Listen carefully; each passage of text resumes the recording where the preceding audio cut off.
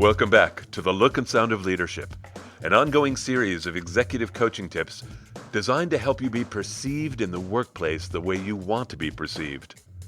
I'm Tom Henschel, your executive coach, and today we're talking about leading with political savvy. Part 1. Hui Min was an art director in animation. Our initial coaching conversations happened when she was between jobs. But in short order, she was hired by a small animation studio to build an art department, establish systems, and create a pipeline of talent. The job, she said, was thrilling and scary. The thrilling part was that she absolutely knew she could do this. She was good at assembling talent and making work run smoothly. Creating an art department sounded like fun to her. The scary part was that money is always tight in production houses. She knew she would need to fight for resources. But I don't usually win those fights, she said. I'm not good at all that politics stuff. Not good how? I asked. Well, some people tell me I'm too honest, but look, it's hard enough being a woman in this role, let alone an Asian woman. So sometimes when I speak up, I guess it sounds harsh. But what they don't know is that most of the time, I don't speak up at all. Or if I do, it's just awkward. Awkward? I echoed. Yeah. Like at the last studio I was with, it was a total boys' club. 2 other women were running departments too. The 3 of us always felt we were swimming against the tide. And it felt worse to me because it's hard for me to speak up anyway. But I saw other people get what they need when I didn't. And it's not because I'm bad at what I do. It's like they all got some secret code that I never got. That's what's awkward. And I'm tired of it. So if playing politics will help me build a great department, I want to learn how. I asked, just so I'm clear, is that awkward part of you specific to that boys' club, or do you feel awkward a lot?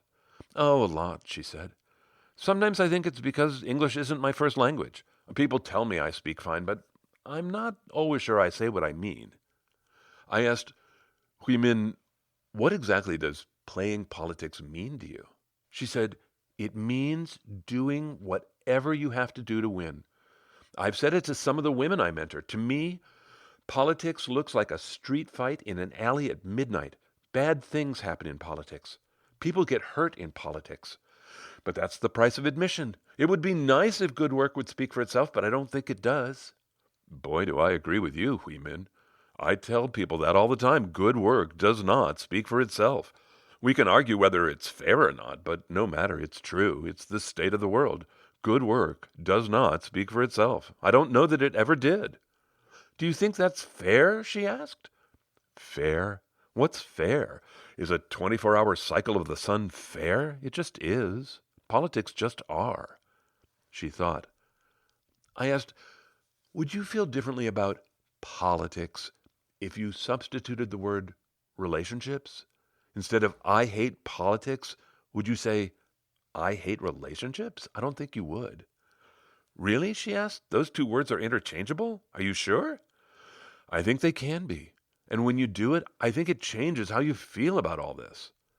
I have not found a sentence yet where it doesn't work, except it has to be about workplace politics. It's completely different if the politics are like state or federal or global politics, then no, the words are not interchangeable. That made her laugh. Agreed, that's not what we're talking about. So if I want to get better at all this, what do I need to know? Where do we start? I said, can I start by telling you what playing politics means to me? To me, playing politics means always having one thing in the back of your mind: your career. Everything you do, every project, every report, every piece of feedback, every conversation, every email, all of it contributes to your career. Being a good steward at all times on behalf of your career, that's what playing politics means to me. When you act in the best interest of your future success, you are being political. And it's not a selfish, narcissistic thing to do, by the way. It is devoutly to be wished that you would act on behalf of your career. It would mean you have a vision of your future. People who have a vision of themselves in the future live with purpose. They put meaning in their work. They are easy people to follow. Hui Min said, it's funny. A friend asked me the other day what I want to be doing in 10 years. I wasn't really sure, and she wasn't either. And you're saying that if I had a 10-year plan for myself at my last studio, I would have gotten the resources I wanted? Well, that's an interesting idea, Huimin. Maybe you would have. You could give it a shot here and see what happens. She said, but even suppose I could do all this. It bothers me that when I win, someone else loses. I said, so you should be the loser? Just to be nice? Yeah, right, she said. I don't want to be the loser anymore.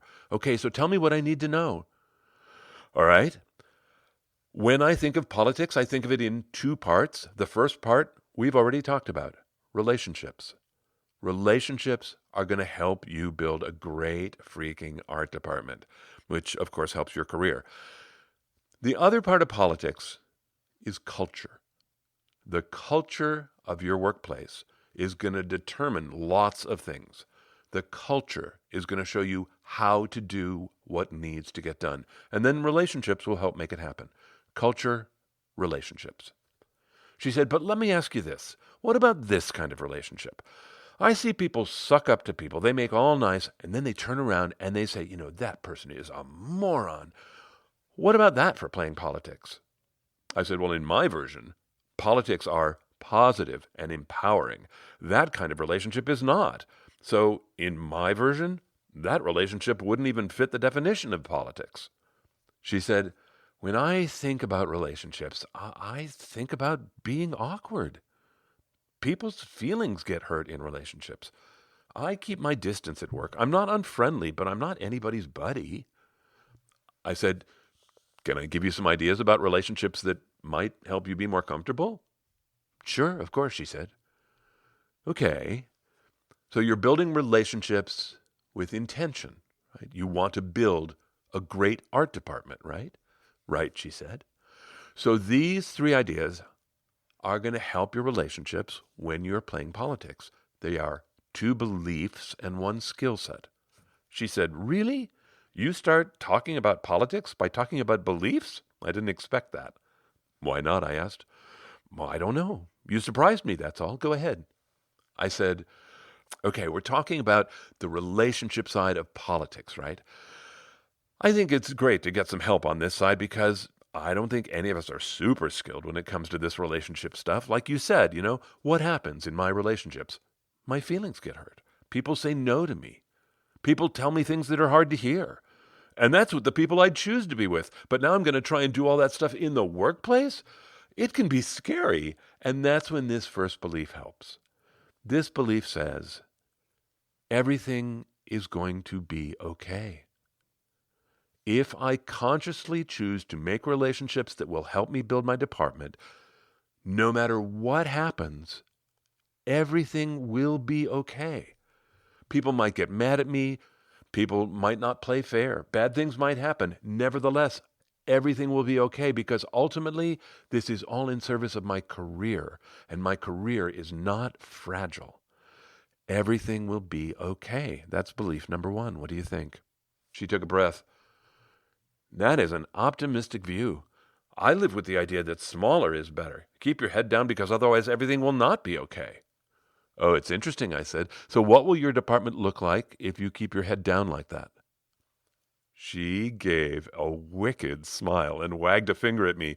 Oh, you want me to keep my head up, huh? You're not the first person who's told me that. Okay, yes, I need to speak up more. I know. Okay, so what's the second belief? I smiled and said, if everything's going to be okay, then you have no reason to stay silent. This belief says you have permission to speak for yourself. She asked, how is that different from keeping my head up? To me, this belief that I have full permission to speak for myself, it's about responsibility. It's about giving voice. If I want to build the best art department, and if I want to act on behalf of my career, I have to take full responsibility for everything I do. When I speak up, when I don't, how I phrase things. Am I reporting accurately? Can I communicate my ideas? This belief empowers me to use my voice and speak for myself. It is a very political thing to do. Whew, she said, that sounds risky. Okay, we'll see. What's number 3? The skill set, I said. What's that about? She asked. relationship skills. If you're going to play politics positively, you're going to need to influence people. You'll be in weird situations. You're going to have to give tough feedback. You'll probably get tough feedback. Whatever happens in your relationships, having good skills gets you a better outcome. So learn to listen. Learn about empathy. Learn about managing hard conversations. You're killing me here, Tom, she said. I grew up with a family that didn't do any of that. This is going to be tough. And we haven't even begun to talk about culture yet. My conversation with Hui Min about playing politics with the culture in mind is next month's episode of The Look and Sound of Leadership. I want to start this part of the show with a cascade of ideas. There are 4 ideas, 4 tiers. The first idea is about calibration. How are you calibrated when you hear the word politics? Are you like Hui Min? Do you picture a knife fight in an alley? Are you like me? Do you see politics as positive and empowering? I want to say if you're picturing a knife fight, people will experience you differently than if you are picturing something positive and empowering. I would ask you, is your image of politics helping you? Which leads me to the next tier of the cascade. Every day, in every way, you are acting on behalf of your career. It doesn't matter if you're in some huge corporation or a mom and pop shop. Your career should be your primary concern. Where are you headed? What's going to help you get there? Put yourself first, which pushes us right into the third tier. For many people, putting yourself first is difficult. Many people, often women, do not feel entitled to put themselves first. It's a struggle. I know, and I want to tell you something that I think you probably already know. When you hesitate to put yourself first, it is then not surprising that you get crowded out by everyone else who does not have your hesitation. Your hesitation does not serve your career. So remember the 2 beliefs. Everything's going to be okay. You have permission to speak for yourself. Put yourself first. Be bold. How would you do that? It takes you to the 4th and final tier, relationship skills. I have some specific tools I want to mention, but I want to start by saying this. Improving relationship skills is an investment in your career. Good relationship skills will help you be politically savvy. One tool for building relationships as a political tool, it's a book called The Secret Handshake, Mastering the Politics of the Business Inner Circle. It's by Kathleen Kelly Reardon. Reardon says that political savvy is, quote, an interpersonal skill that can never truly be mastered. Is that how you think of political savvy? As an interpersonal skill? I think that's fascinating. Reardon in her book does something wonderful. I love it. You will hear it. She creates a chart that matches different political cultures with different political styles. So the political cultures are the company cultures that range from minimal to pathological, and that is her word, not mine. And the styles that each of us have in our political preferences go from purist to maneuverer. And she creates this grid that shows which styles would be just miserable in which cultures and where there's a great fit. I've always loved this chart. Years ago, we created our own version of it. I know many of you already have it. It's a really interesting way to look at yourself in relationship with politics. We have it in our Essential Tools bin. It's on the Essential Communications website, essentialcom with 2ms.com. The Essential Tools are now right on the homepage, so everything is getting easier and easier. Help yourself. It's a PDF called Political Style Chart, or just look in the show notes. There's a link there. Before I finish this tier of the cascade, I want to bring you back to The Secret Handshake. It is a great guide for building relationship skills. She has specific conversations in there with scripts that you can learn. It's really, really helpful. Also, I just want to remind you, I think you probably know this already, that probably half the episodes of this show are about relationship skills. Listen, I am walking proof that relationship skills can be learned. This show exists in service of that idea. So help yourself, look in the tool bin, take what's helpful, grow your relationship skills. Okay, that's the end of that 4-tier cascade. I want to end with a story where the politics were like a 6-month-long slow-motion car crash. It was not pretty. I will tell you every gory detail right after this month's gratitude. I want to open with a quick invitation. I am meeting one of my daughters and her fiancé in Japan over the holidays.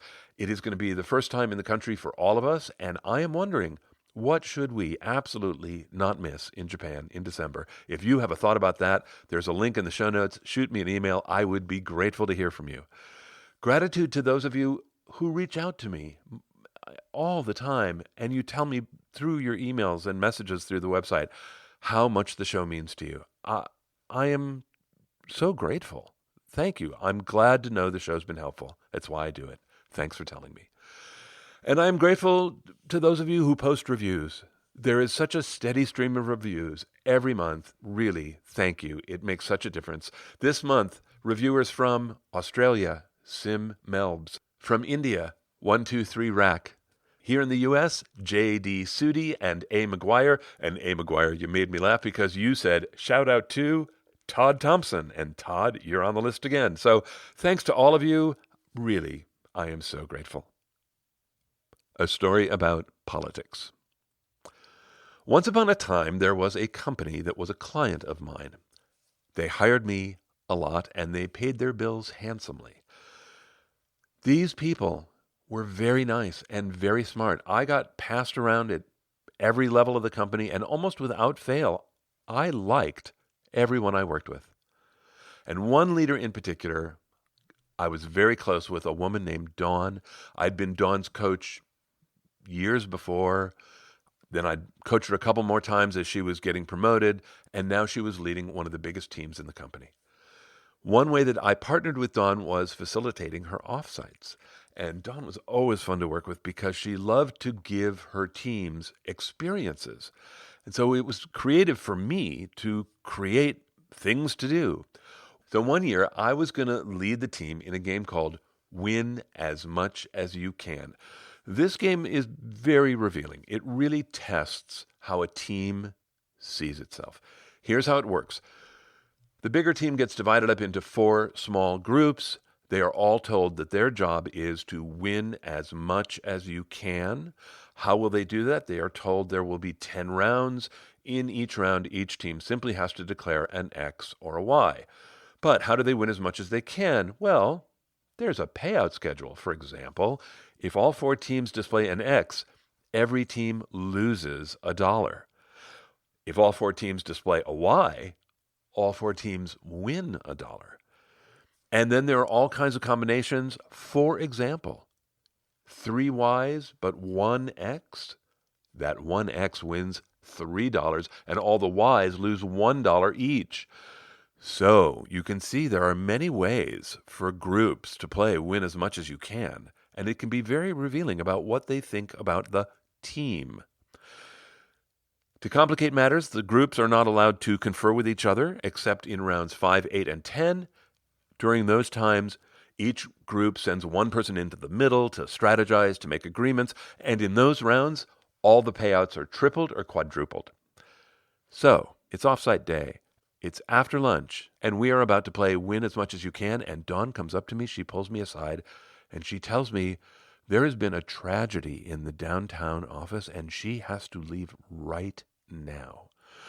And she pulls the team together. She cannot tell them exactly what has happened, but she apologizes to the team, and she appoints one of her direct reports, a woman named Kim, to be team leader in her absence. Kim's choice felt really natural. Dawn was looking to promote someone into her chief of staff role, and it was pretty clear that Kim was going to get the nod. So Dawn goes away, Kim's in charge, the game begins, and it's going fine. And they are up to round 10, their final joint conference. Each of the 4 groups send one person in, one of whom is Kim. And they decide amongst themselves that for this last round, yes, they will all declare a Y, in which case they will all win $4 because it's a bonus round. They will all put down Y. So I'm there. I'm starting to write everyone's letter down. We go around the room, and Kim calls out X. And the room just explodes. I mean, it was amazing. Her group members were furious at her. They had not given her permission to do that. And everyone else in the room was furious. Kim had made a public promise to help the team, and then, she turned around, broke her promise to benefit herself. And she was acting as the de facto leader of the team? Is that like who we are as a team? Oh, they were livid. And Kim digs into her position. She's saying, she was just doing what the game demands. Win as much as you can. And she's yelling at the group, don't we want to be winners here? We should want to be winners. And I am thinking, whoa, this is not good. I have 3 thoughts in mind. One is, I think Kim just committed political suicide. I cannot imagine what she was thinking. And my second thought was for the team. This team just took a body blow that could tear a team apart. And I know they are going to need a lot of help right now, immediately, and in the future, and I feel very responsible. And my third thought is about Dawn. I know Dawn does not like drama, and boy, oh boy, this is big-time drama. I am pretty certain this turn of events is going to disappoint her. I am concerned that I am going to disappoint her. Slowly, I guide the team back into some state that isn't so agitated, and I stand in front of the team and I make them a promise. I say, this will have a chance to play out, but not now. Now there's one more activity that's been set up for you. It's a physical activity. It's going to be really fun. Go do that. Let this be, and we will deal with this. And they did, and I got in my car and drove home. And I'm in my car, and I am asking myself, as a facilitator, what could I have done to create a better outcome? Like, that was not good. Could I have done anything, or was I just like, some poor schlub on the curb on a rainy day who gets splattered by a bus? I mean, was there anything I could have done? I was not sure. But here's what I did know. I knew that I was suddenly in a political minefield. It would not surprise me if I never facilitated another offsite for Dawn or for anybody else at the company. And I did not want that to happen. I did not want to lose them as a client. So I was going to look out for my career, and everything that I did next was, for me, political. How I communicated with Dawn was political. What I proposed to her was political. Luckily, Dawn fully supported that promise that I had made to the team in the spur of the moment. Yes, this whole incident would have a chance to play out. It wasn't her preference, but she made a lot of space for people to talk about their feelings. And she invited me to conduct individual sessions, small group sessions. She and I had sessions, and I was happy to do it, and I never billed for a minute of my services. Here's what I saw. Kim's reputation never fully recovered. She wasn't penalized, but she did not get the chief of staff role. Someone else did. Dawn's team, for the most part, got back to being high-performing. There were some scars, but really, everyone was ready to move on. And for me, after about 18 months, my work at that company tapered away. Nothing unpleasant happened. It was just this slow kind of shutting off of the faucet. And look, I was grateful. It had been a very, very, very long run. It was a pleasure. I learned a lot. It was great, but it was over. And then, just a couple years ago, much to my surprise, another leader from that company, a peer of Dawn's, asked me to facilitate an event for his team. And I wondered, maybe my curse is lifted. I don't know. So what's the point of this story? I hope that as you think about being politically savvy, that you will take away 3 points to this story. One is about Dawn. Dawn understood, if relationships don't heal, the culture will suffer. Dawn did something that was not comfortable for her. She had people talking about their feelings. It was a very savvy move on her part. So that's lesson 1. Sometimes political savvy is uncomfortable. Yes. Move on. The second point, Kim.